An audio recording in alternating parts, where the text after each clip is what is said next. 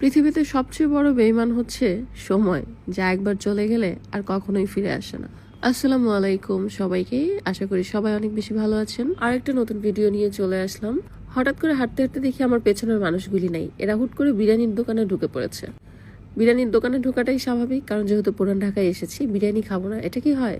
পুরান ঢাকার কথা মনে পড়লে সবার আগে আমার মাথায় যেটা আসে সেটা হচ্ছে পুরান ঢাকার বিরিয়ানি। আজকে আমরা চলে এসেছি নবাবের বাড়িতে, পুরান ঢাকার নবাব বাড়িতে, আহসান মঞ্জিলে। তো দুপুরবেলা যেহেতু, তাই আমরা এখানে খাবারটাও খেয়ে নিলাম। আজকে যেহেতু শুক্রবার ছিল, একটা জিনিসে আমি পুরা ধরা খেয়ে গিয়েছি, কারণ আমি চলে আসছিলাম দুপুরের আগে।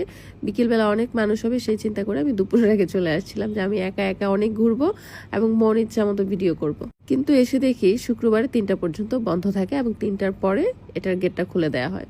তো আমি আজকে পুরাই ধরা, আসলে অতি চালাকের গলায় দড়ি।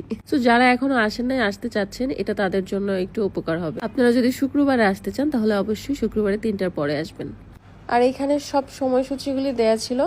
ঘুরতে ঘুরতে দাঁড়ায় থাকতে থাকতে আর ভালো লাগতেছিল না, চলে আসলাম একটু এদিকে, যে দেখি কি কাপড় চোপড় বেচতেছি, কিছু কেনাকাটা করা যায় কিনা। কিন্তু এখানে এসে দেখি এর নাকি লোকই নাই, আর এগুলি মনে হয় সব বিছানার চাদর ছিল। যাই এখন বিছানার চাদর দিয়ে আমি এখানে কি করব।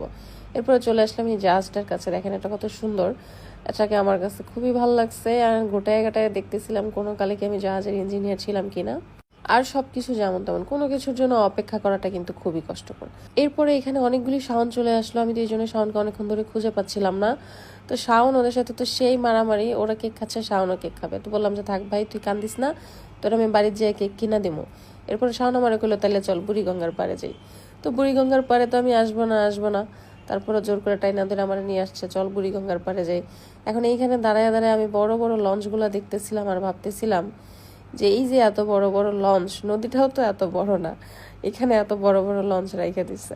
বুড়িগঙ্গার পাড়ে প্রথম আসছি আমি, আমার কখনো লঞ্চেও ওঠা হয় নাই। সো বুড়িগঙ্গা আমার আগে কখনো দেখা হয় নাই, এই প্রথম দেখলাম। অনেক বেশি রোদ ছিল, তাই আমি আবার চলে আসছি গেটের সামনে, কারণ সময়ও কাছাকাছি চলে আসছিল।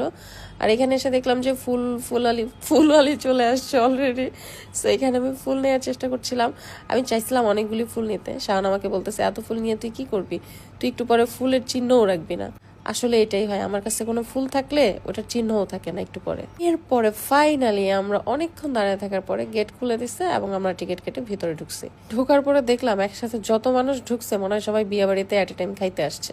আমি যে ভাবছিলাম আমি মন মতো ভিডিও করবো, আর হয়েছে। তবে একটা জিনিস যেটা হয়েছে সেটা হচ্ছে সবাই সবার মতো করে ভিডিও করা নিয়ে ব্যস্ত ছিল, কেউ কারো দিকে তাকানোর হয়তো খুব একটা টাইম ছিল না। আর স্পেশালি শুক্র শনিবার আমি কোথাও যেতে চাই না, বিশেষ করে কোনো পাবলিক প্লেসে যেতে চাই না, কারণ এখানে অনেক বেশি মানুষ থাকে ছুটির দিনগুলিতে। কারণ যেহেতু সবাই